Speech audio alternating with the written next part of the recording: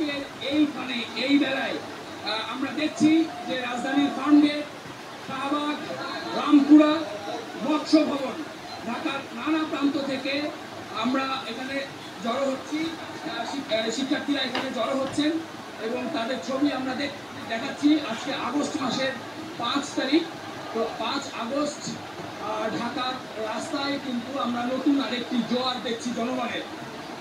আমরা দেখছি যে নারী, শিশু, বিভিন্ন শ্রেণী পেশার মানুষ তারা সবাই কিন্তু রাস্তায় চলে এসেছেন এবং তারা কিন্তু স্লোগান দিচ্ছেন যে নতুন যে স্বপ্ন তারা দেখছেন বাংলাদেশকে নিয়ে, বিশেষ করে তরুণ সমাজ, যাদেরকে যারা জেন জেড বলে থাকেন, জেনারেশন বলে থাকেন, তারা জেন জেড জেনারেশন।